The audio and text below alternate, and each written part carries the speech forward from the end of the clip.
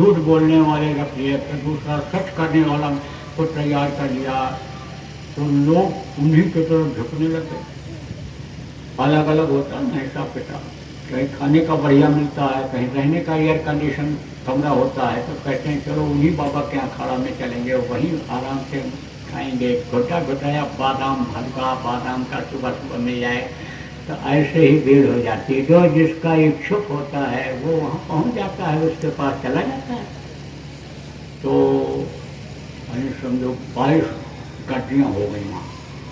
एक मक्खन साहब, उनका शिष्य था, व्यापार करता था, तो गया हुआ था इधर विदेश से माल जहाज पर लाद करके लेकर के आ रहा था, पानी के जहाज पर। तो जहाज उसकी भंवर में फंस गई, डूबने लग गई। बोला कि अब तो जान बचना मुश्किल है, माल तो आएगा जाएगा। जहाज के ऊपर खड़ा होकर के और याद किया गुरु को, कहा गुरु जी अब दया हो, अब दया हो। अब आके समझो, कहते हैं ना कि दुख में सुमिरन सब करे और सुख में करे न कोई, और जो सुख में सुमिरन करे तो दुख का है कोई। बराबर अगर याद करता रहता तो बराबर संभाल गुरु करते रहते। लेकिन लोभ में जब आदमी फंस जाता है, तो जैसे बताया ना 99 का 100, 100 का 1000, 1000 का लाख, लाख का करोड़, करोड़ का अरब खरब, अरब खरब वाला कहता कुबेर भगवान का खजाना हम ही को मिल जाए, धन दौलत मिल गया, मान प्रतिष्ठा मिल गई, महल अटारी मिल गई, ऊंची कुर्सी मिल गई, तो समझो कि वही दिखाई पड़ता है, वही उनका भगवान हो जाता है, और उसी को पाने के लिए भगवान को भी वो याद करते हैं। तो समझो कि लगा रहता था पैसा कमाने में ही, पैसा कमाने में। लेकिन जब दान का खतरा पैदा हुआ, तो अंतरात्मा की आवाज़ जब निकली, वहाँ पहुँची, तब गुरु ने कर दिया मदद। लेकिन बचने से पहले चूंकि पैसा ही कमाता रहा, तो वहाँ भी सौदा उसी से किया, गुरु की दया था। कहा हमारी जहाज अगर बच जाए, हम बच जाएं, तो 500 अशर्फियाँ हम आपको चढ़ाएंगे, देंगे, जब निकलेंगे आएंगे यहाँ से। तो जहाज बच गई और माल को बेचा, अच्छा पैसा कमाया। फिर गया, जब पैसा कमा लिया तो फिर गया वहाँ। कहाँ मतलब सोचा उसने, क्या सोचा कि भाई गुरु जी का जो कह दिया है उसको चल करके दे आए। गुरु का रखना नहीं चाहिए, चलो दे आते। तो लेकर के गए, तो वहाँ पता किया गुरु जी तो चले गए दुनिया संसार से। पूछा भाई वो उत्तराधिकारी कौन है? लोगों ने कहा वो बता के गए थे। उसने पूछा उत्तराधिकारी किसको बता के गए? कहा बता के गए थे बाबा बकाला में मिलेगा। तो जब वहाँ पहुँचा मक्खन शाह, तो देखा 22 गड्डियाँ वहाँ कायम हैं गुरु के नाम की। जैसे इस समय भी देखो शेरपुर नाम के कई लोग हो गए, बहुत शाखाएं खुल रही हैं। होता ही है ऐसा, नामदान देने वाले भी उसे निकल आते हैं, गड्डियाँ कायम कर लेते हैं, मंदिर बना लेते हैं, रासलीला रामलीला भी करने लगते हैं, धूप आरती भी करने लगते हैं, दयाल के नाम पर काल की पूजा होने लग जाती है। होता ही है ऐसा, कोई हमको उसकी फिक्र चिंता नहीं, लेकिन आपको बता रहा हूँ, याद करा रहा हूँ। तो आप ये समझो कि उसने सोचा मक्खन शाह ने, चलाओ सबको 5-5 और 36 दे दें। तो जिसके पास दिया दिया, उसी ने आशीर्वाद दिया, ठीक होगा ठीक होगा। तो जब सबको दे लिया 22 को, तब एक आदमी से पूछा भाई और कोई तो नहीं है 22 के अलावा? तो उसने कहा वो बुढ़िया के घर के सामने एक कोठरी है, उसमें एक तेजा नाम का मिलेगा तुमको, वो ध्यान लगाया होगा, वो भी उनका शिष्य था, एक वो है। तो जब वहाँ पहुँचा मक्खन शाह, तो ध्यान में मग्न थे। जब ध्यान में ही देखा कि आया है बैठा है देर से, तो वहाँ खोल दिया। जब वहाँ खोला तो मक्खन शाह ने प्रणाम किया। तेजा को जो गुरु तेज बहादुर के नाम से मशहूर हैं इस समय, तेज बहादुर के नाम से हुए वो, तो उनके सामने रख दिया 5 शक्ति। तब उन्होंने कहा कि अरे बाकी हमारी अशर्तियाँ कहाँ हैं? बाकी उस समय तो तूने 500 कहा था, तूने 500 कहा था देने के लिए, बाकी हमारी कहाँ है? अरे तूने देखा नहीं, कपड़ा हटाया और कहा देख ये कितने काले दाग बने हुए हैं, पीठ लगा करके तेरे जहाज को मैंने उठाया, वो जो कीड़ियाँ उसमें लगी हुई थी सब धस गई हमारी पीठ में, देख बाकी हमारी कहाँ है? ओ उछल पड़ा, कूदने लग गया, लव हो रे गुरु, लव हो अपनी भाषा में बोला कि गुरु मिल गया, गुरु मिल गया, गुरु मिल गया, गुरु मिल गया। कहने का मतलब प्रेमियों यह है कि इशारा करके जाते हैं, बोल के भी जाते हैं। अब इस समय तो कलयुग में अगर कोई बोले ना तो बड़ा मुश्किल हो जाए, बोल के जाते हैं, मंच पर से बोल के जाते हैं, तो भी जल्दी स्वार्थ में लोग मानने के लिए नहीं तैयार होते हैं। तो समझो प्रेमियों कि काम उन्हीं से होता है, जिसको चार्ज दे करके जाते हैं काम उन्हीं से होता है। तो ऐसे जब मिल जाते हैं तो समझो कि लोक और परलोक दोनों बन जाता है, जीवात्माओं के अंदर जागृति आ जाती है और फिर वो उनके बताए अनुसार चल पड़ती हैं। जैसे कोई लड़की हो, अब उसकी शादी दूसरी जगह हो जाए, करीब घर ही हो, उसी में वो खुश रहती हो, बहुत दिन हो जाए उसी में खुश हो, भूल जाती है किसको? पिता को। पिता कहाँ भूलने वाले होते हैं, वो तो भेजते हैं किसी न किसी को, जा मेरी लड़की को बता कि मैं वहाँ से आया हूँ और ले आओ उसको। तब वो जाते हैं, जब बताते हैं कि मैं तुम्हारे पिता के स्थान से, तुम्हारे पीहर से, मायके से आया हूँ, तब उसको पिता, पीहर, मायका सब याद आता है। ऐसे ही सदगुरु आते हैं, जब सुनाते हैं सत्संग तो जीवात्माओं को पता चलता है कि मैं यहाँ की नहीं हूँ, मैं तो प्रभु के अंश हूँ। और फिर प्रभु याद आते हैं। जब पिता याद आते हैं किसको?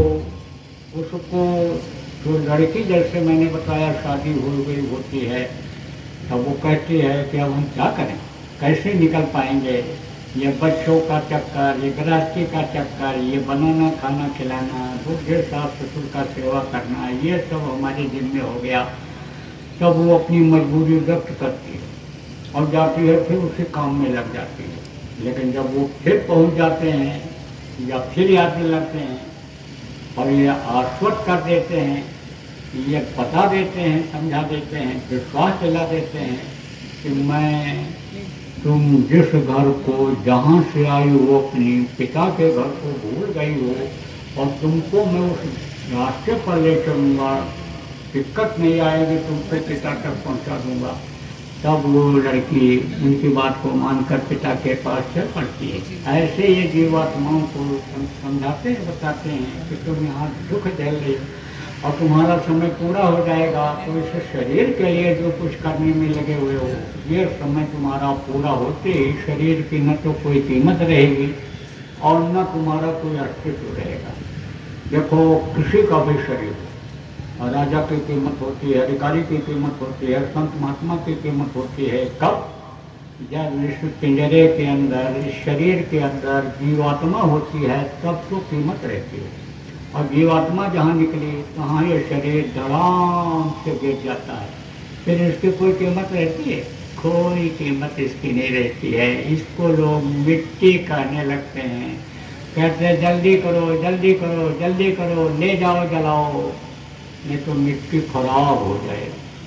और ले जा करके शमशान घाट पर उसको जमीन में गाड़ देते या जला करके राख बना देते, मिट्टी में मिला देते हैं। शरीर की मुक्ति तो प्रेमी हो जाती है। कहाँ? जहाँ लिखा रहता है कहीं कहीं शमशान घाट पर मुक्ति धाम, मोक्ष धाम। मुक्ति माने क्या होता है? जहाँ से वापस न आना हो।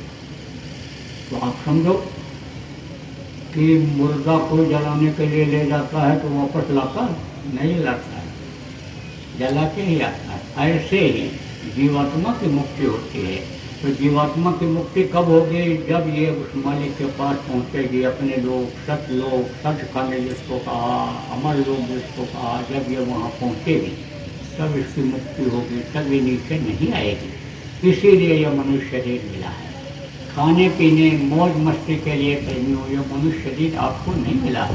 ये तो इस शरीर में जीवात्मा के रहते रहते, प्राणों के रहते रहते जीवात्मा को मुक्ति और मोक्ष दिलाने के लिए यह मनुष्य शरीर मिला है। लेकिन आप ये समझो, सदगुरु मिले तो ऊपर है।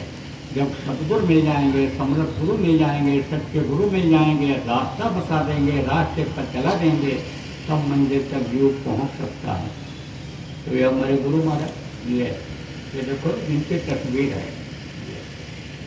तस्वीर है इनकी। ये गुरु महाराज नहीं है। गुरु महाराज तो चले गए समय, तो उन्होंने अपने शरीर को छोड़ दिया, अपने निधाम चले गए गुरु महाराज। लेकिन जिनकी ये तस्वीर है, उन्होंने बहुत मेहनत किया जीवों के लिए। आप समझो, जितने भी संत आए इस धरती पर, सब लोगों ने मिलकर के जितना मेहनत नहीं किया, आप ये समझो उनका कई गुना ज़्यादा मेहनत गुरु महाराज ने किया। गुरु महाराज ने जीवों को समझाया, बताया। गुरु महाराज ने अंतरात्मा की धुलाई किया। गुरु महाराज ने उनको नामदान दिया और गुरु महाराज उनको रास्ता बता करके रास्ते से ले जा करके मंजिल तक पहुंचा दिया। प्रेमियों, गुरु महाराज ने बहुत बड़ा काम किया। अमृत गुरु जब इस तरह के मिलते हैं, तब आप ये समझो कि इस जीवात्मा का कल्याण हो सकता है। गुरु तो वैसे बहुत होते हैं। आप समझो, माता पिता को भी गुरु बताया गया है। आप समझो प्रेमियों की जो दुनिया की पहचान कराते हैं, जो लकड़ी का काम, लोहे का काम, सोने चांदी का काम, अन्य काम सिखाते हैं, उनको भी लोग गुरु कहते हैं। काखा गागा ABCD पढ़ाते हैं, उनको भी गुरु कहते हैं। कंठी बांधने वाले को भी गुरु कहते हैं। तिलक लगाने, छाप लगाने वाले को भी गुरु कहते हैं। लेकिन गुरु गुरु में भेद है, गुरु गुरु में दाम। आप ये अलग अलग मोटी बात समझो। मास्टर वो भी होते हैं, गुरु उनको भी कहते हैं, जो 5 दर्जा पढ़ाते हैं, जो 8 पढ़ाते 10 पढ़ाते हैं। लेकिन 5 पढ़ाने वाले को 10 दर्जा के लड़के को पढ़ा करके पास करा दो, नहीं करा सकता है। तो शब्द भेदे जब गुरु मिलते हैं, और 7वां गुरु शब्द लखावा, और जहाँ का जीव कहाँ पहुँचावा। शब्द से ही यह सारा संसार बना है। अंड पिंड ब्रह्मांड, देवी और देवता सब शब्द से बने। शब्द का खिंचाव जब हो जाता है तो दुनिया संसार में कुछ नहीं बचता है। शब्द ही खास है। इसीलिए कहा गोस्वामी कबीर साहब ने कि 2.5 अक्षर प्रेम से पढ़े तो पंडित हो, पोथी पढ़ जग हुआ, पंडित बयान हो। आपके समझो 2.5 अक्षर क्या है, सा और बा और अक्षर। शब्द भी चेतन है। एक और मुँह से आवाज़ निकलती है और कोई सो रहा है और आवाज़ निकलेगी, सुनेगा तो चेतन हो जाएगा। जड़ है लेकिन चेतन हो जाता है। तो ये चेतन, और ये शरीर में जो जीवात्मा है शब्द से ही जुड़ी हुई है। तो ये शरीर भी चेतन है। तो चेतन से जब चेतन की पूजा करते हैं तब वो चेतन मिलता है। चेतन से जड़ की पूजा में आज तक न किसी को मिला और न भविष्य में मिलेगा। यहाँ का नियम कानून अलग है, वहाँ का नियम कानून अलग है। वहाँ का नियम और कानून जो एक बार बन गया बदलता नहीं है। यहाँ तो परिवर्तन हो सकता है लेकिन वहाँ नहीं परिवर्तन होता है। तो समझो कि शब्द ही सब कुछ है, शब्द से ही सब कुछ बना हुआ है। तो शब्द भेदी नाम होता है। शब्द समझो मुँह से निकलता है आपके, और एक शब्द वो ऊपर से ऊपर है। अब यह है कि नाम अलग अलग हो गया, कैसे अलग अलग हुआ, अलग अलग जगह से निकला, अलग अलग रास्ते से निकला। तो समझो कि आवाज़ बदल गई। जैसे गंगा कहाँ से निकली है, गंगोत्री से। जब वहाँ से गिरती है नीचे तो आवाज़ दूसरी रहती है। नीचे जब थोड़ा और नीचे आती हैं पहाड़ पर से, ऐसे बहती हैं, वो आवाज़ अलग रहती है। हरिद्वार पहुँच जाती हैं, वो आवाज़ अलग हो जाती है। त्रिवेणी संगम में पहुँच जाती हैं, वो आवाज़ बदल जाती है। और जब गंगा सागर में पहुँचती हैं तो एकदम अलग आवाज़ हो जाती है। ऐसे ही आप ये समझो कि ये जो पुतला है, ये शब्द जो नाम जो है बताया गया, गुरु महाराज ने बताया, आपको प्रेमियों बताया गया, ये जो है ये अलग अलग सुनाई पड़ता है लेकिन है सब एक ही। तो देखो प्रेम में, जैसा मैंने बताया कि गुरु महाराज के पास जब गया था कुछ नहीं जानता, लेकिन गुरु महाराज ने दया किया और गुरु महाराज समझो इस लायक बनाए। और गुरु महाराज जाने से पहले अपने ये कह करके गए थे, बता करके गए थे, मंच पे खड़े होकर के बगल में हमको खड़ा करके बोले थे कि ये नए लोगों को नामदान देंगे और पुरानों की संभाल करेंगे। तो गुरु का आदेश चाहे रैन में हो, चाहे बैन में हो, चाहे सैन में हो, उसका पालन करना ही भक्ति होती है। गुरु महाराज जब सबके सामने और सीधे सीधे ऐसे मुँह से बोल करके गए तो वो दोनों काम कर रहा हूँ। आपको समझने की जरूरत है प्रेमियों कि गुरु भक्ति यही है कि गुरु के आदेश का पालन किया जाए। हम लोग देखो समझो भटक जाते हैं क्योंकि अन्न यहाँ का खाते हैं, वातावरण में यहाँ के रहते हैं, धरती के काल के देश के रहते हैं, तो भटकाव आ जाता है।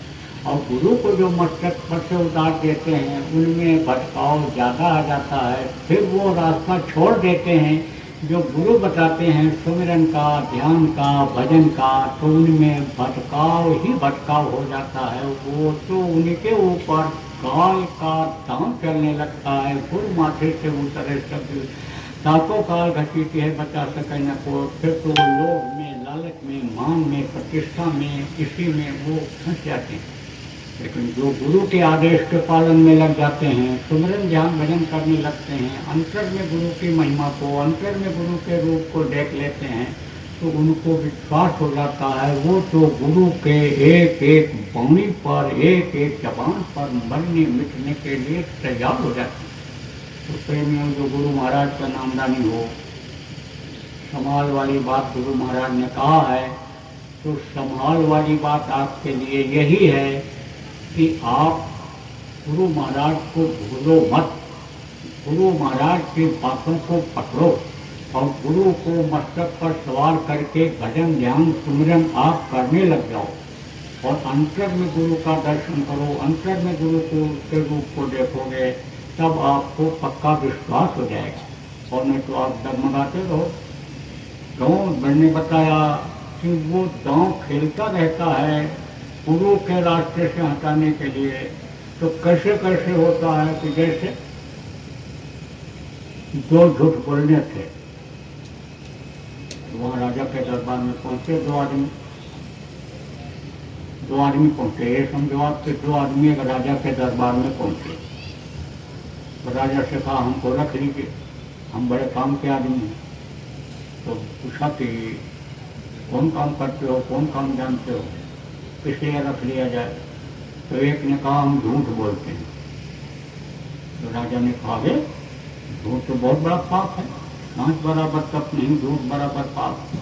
हमको तो झूठे का मुंह नहीं देखना है, हट जाता है नजरों के सामने से। तो हट गया। तो दूसरे से पूछे भाई तुमको क्यों रखा जाए, नौकर रख लिया जाए। तब उसने कहा हम झूठ को सच करते हैं। कहा कि तुम्हारी भी जरूरत हमको नहीं है, क्योंकि हमारे यहाँ कोई झूठ बोलता नहीं है। झूठ है कि हमको जरूरत नहीं है, तो हम तुमको क्यों रखें सच करने के लिए। तो मंत्री लोग बड़े होशियार होते। तो मंत्री ने कहा जो दोनों की बातें में बड़ा फर्क है, तो आजमाइश तो न कर लिया जाए। राजा नहीं बोले तो चुप हो गए। मौन स्वीकार लक्षण उन्होंने, मंत्री ने समझ लिया स्वीकार है मेरी जो फरमाइश है। तो मंत्री ने कहा अच्छा झूठ बोलो। झूठ बोलने से कहा कि झूठ बोलो। झूठ बोला। क्या बोला? सरकार राजस्थान में ऊंट जा रहे थे और पानी बरसा, सारे ऊंट जल करके मर गए। राजा ने कहा यह कैसे हो सकता है, पानी से ऊंट जलकर कैसे मर जाएंगे, ये तो हो ही नहीं सकता है। तब मंत्री ने कहा अच्छा तो तू बता दूसरे से ये सच है कि गलत है। तो उसने कहा बिल्कुल सच है, 16 आना सच है, 1 पैसा झूठ नहीं है। तो कहे तो सच करो। तब उसने कहा सरकार राजस्थान में जो ऊँट जा रहे थे उन पर चूना लगा हुआ था, और जब पानी बरसा, चूना गर्म हुआ तो उनकी गर्मी से सारे लोग जलकर मर गए। ऐसे ही सफाई पेश करने वाले चतुर लोग होते हैं, और वो भरम में भूल में डाल देते हैं। एक और ऐसे बताने छोटा सा आपको चित्र, दो आदमी जा रहे थे उधर रिश्तेदारी में, तो बोले कि भाई शाम हो रही है तो लाओ थोड़ा जंगल हो लें, लेट्रिन हो लें, और ये बड़ा तालाब है, पानी तो उसमें होगा ही होगा, धो लेंगे और फिर चले चलेंगे, नहीं तो वहाँ से फिर आना रहेगा।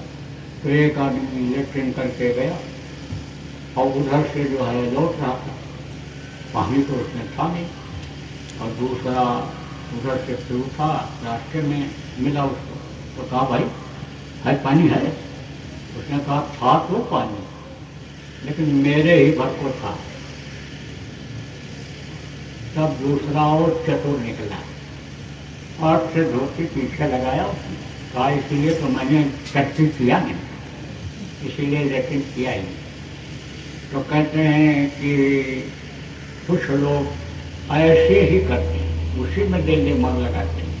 आजकल देखो ठगी क्यों हो जाती है, इसीलिए ठगी हो जाती है, पहचान लेते हैं कौन किस बात से खुश हो जाएगा, हो उसी से ठग कर लेकर चले जाते हैं, तमाम गुमा करते हैं, और लोग लालच पैदा कर देते हैं। एक का 4 गुना करा देंगे, जमीन ले लो, मकान ले लो, नौकरी लगवा देंगे, प्रमोशन करा देंगे, एडमिशन करा देंगे, और लेकर चले जाते हैं। तो आप समझो कि परमार्थ में तो आदमी को हमेशा होशियार रहना चाहिए। एक पकड़ लो, एक यही बात कि भजन ध्यान सुमिरन रोज करना है। गुरु महाराज ये देखो प्रेमियों कहा करते थे, तो समझो कि आप इस्तेमाल जरूर करते रहें। अब जो नए लोग आए हो, आपको नामदान दूंगा, क्योंकि गुरु का आदेश है। नामदान देना कोई आसान काम नहीं, देना कोई भी लग जाए, लेकिन उसका कर्म आता है। आप ये समझो जीवों का बड़ा मुश्किल काम है। पहले तो गुरु महाराज के पास जब लोग आते थे, देखता था कि कितना सम्मान करते हैं, क्या करते हैं, सब बड़ी इच्छा होती थी इस तरह की, बहुत अच्छा काम है देखो ये। लेकिन अब पता चल रहा है कि महात्मा गिरी क्या होती है, जब सिर पर पड़ा तब पता चल रहा है। और अब ये जो सिर पड़ गया, किसमें पड़ गया, वो खुद ही में पड़ गया, कितने मुँह शर्ट पड़ेंगे, कोई तो भरोसा नहीं, कोई पता नहीं है। आप ये समझो प्रेमियों, तो करना है। 74 साल की उम्र हो गई, लेकिन दिन रात इसीलिए मेहनत करता हूँ कि किसी भी तरह से गुरु का काम पूरा हो जाए, गुरु का नाम लोग जान जाए, गुरु का जो लक्ष्य है, उद्देश्य है, जो गुरु महाराज काम छोड़ करके गए, वो पूरा हो जाए। इसलिए दिन रात लगा रहता हूँ, और ये सोच रखा है जैसे शुरू में ही सेवा का आप ये समझो संकल्प बनाया था। 1973 में आया था गुरु महाराज के पास, तभी से सेवा करने का लक्ष्य बनाया था। ऐसे ही अब भी लक्ष्य बना लिया हूँ कि ये क्रम जब तक चलता रहेगा, जो हो सकेगा सेवा करता ही रहूँगा। तो नामदान सबको देना है, और सबको देता हूँ। आप समझो, चाहे छोटी जगह हो चाहे बड़ी हो, लाखों लाख की भीड़ होती है, वहाँ भी नामदान देता हूँ। 15 देशों में गया, बड़े बड़े देशों में गया, कई कई जगह कार्यक्रम एक एक देश में किया, तो सब जगह तो इतने आदमी नहीं मिलते हैं, कहीं कहीं कमरे में मिले तो उनको भी नामदान दे दिया। क्यों नामदान दे देता हूँ कि पता नहीं कब इनकी उम्र खत्म हो जाए। इस समय आदमी घर से निकले, कोई गारंटी नहीं है कि 2 घंटे के बाद ठीक ठाक वापस आ जाएगा, तो कम से कम नामदान पा जाएगा। आज नहीं भी समझ पा रहा, और कल कोई समझा देगा तो भजन तो करने लगेगा। क्योंकि जब नामदान देने की इच्छा नहीं हो रही थी, गुरु महाराज जब चले गए, बड़ी निराशा हुई थी, एकदम टूट चुका था, क्योंकि बिल्कुल मौत हथेली पर ऐसे दिखाई पड़ रही थी। कब की बात है, जब गुरु महाराज ने 2012 में शरीर छोड़ा था। लोग कहते हैं भक्त के चले गए, छोड़ के चले गए, खुशी खुशी ऐसे या कोई मस्ती में छोड़ करके वो जगह नहीं आया था। गुरु महाराज के लाड को बचाने के लिए पगड़ी के गुरु महाराज का नाम न खराब हो, अपनी जान बचा करके प्रेमियों 2012 में मथुरा छोड़ा था। आप ये समझो आश्रम पर गुरु महाराज के पास रहता था, 24 घंटा रहने का मौका दिया, हर तरह की सेवा गुरु महाराज ने दी, हर तरह की बात को बताया। आप ये समझो गुरु महाराज की दया से ही जो कुछ आपके सामने बोल रहा हूँ समझ लो, अब भी उन्हीं की दया काम कर रही है, हमारे बस का तो कुछ भी नहीं है। तो कुछ समय पर सब कुछ किया, छोटी से छोटी सेवा से लेकर के और भाषण बाजी तक, सत्संग सुनाने तक के लिए गुरु महाराज ने अवसर दिया। शिक्षाएं लिख लिख करके भेजते थे कि समझ लो मैं ही आ रहा हूँ। आपके राजस्थान का यह रिश्ता कोई आज का है, बहुत पहले का है। आप ये समझो सन 1974 से राजस्थान को जानता हूँ। 74 आपके होली का कार्यक्रम हुआ था जयपुर में, उस समय पर मैं आया था, सबसे बराबर आता रहता हूँ। गुरु महाराज को भी कोई कार्यक्रम बनाना होता था तो कहते थे कि राजस्थान का बना लो, और गुरु महाराज भी आते थे। आपके सीकर में महीनों महीनों रहे गुरु महाराज, बहुत मेहनत किया गुरु महाराज ने। तो आप ये समझो कोई आज का रिश्ता नहीं। बीमार पड़ा एक बार में, बहुत मेहनत हुई, सत्संग करके जब लौटा था, बहुत मेहनत किया लोगों ने, कई कई कार्यक्रम एक एक दिन में कराए, तो तबीयत बिगड़ गई, बीमार हो गया। गुरु महाराज ने अपनी गाड़ी से भेजा। कहाँ भेजा? जयपुर। और जयपुर में ट्रेनिंग में इलाज कराया, वहाँ पर देख रेख रखा आपके लिए। तो आपको समझने की जरूरत है कि जब मैं वहाँ पढ़ा सिर्फ जयपुर में ही शरण मिला था, और जयपुर से फिर देहरादून से उधर फिर आपसे गया, कहाँ गया? उज्जैन गया, और उज्जैन में वहाँ पर आश्रम बनाया। अब तो समझो कई प्रांतों में आश्रम हो गए, बड़े बड़े आश्रम हो गए। आपके जयपुर में भी 2-3 आश्रम हो गए, आपके सीकर में भी देखो यहाँ की जो रोड में आश्रम हो गया, अब तो कई जगह सब हो गया। तो प्रेमियों आप ये समझो कि बराबर यानी तब से लगा हुआ हूँ। देखो बहुत से प्रेमी कहते कहते चले गए, उनकी इच्छा नहीं पूरी हो पाई। इस बात की इच्छा कि गुरु महाराज का कोई स्थान बन जाए, गुरु महाराज का कोई चिन्ह बन जाए, गुरु महाराज का कोई मंदिर बन जाए। हमसे भी बराबर कहते रहते थे पहल करो, कोशिश करो, बनाओ, बनते हुए हम देख लें, चालू हो जाए हम देख लें। लेकिन बेचारे चले गए। हमसे लोग शुरू में भी कहते थे स्थान बनाओ, हमने कहा बनेगा, समय आएगा तो बनेगा। बराबर यही कहता रहा प्रेम में। कुछ दिन पहले मैंने पहल किया, 2.5-3 साल पहले, कि भाई बन जाए, लेकिन झगड़ा झंझट में मथुरा में कोई मंदिर नहीं बन सकता था। अब जो दुश्मन मान लिए वो तो आज भी दुश्मन मान रहे हैं। चाहता तो था कि मथुरा में बन जाए। लोग जो वहाँ लड़ रहे हैं आपस में, समझाने की उनको कोशिश किया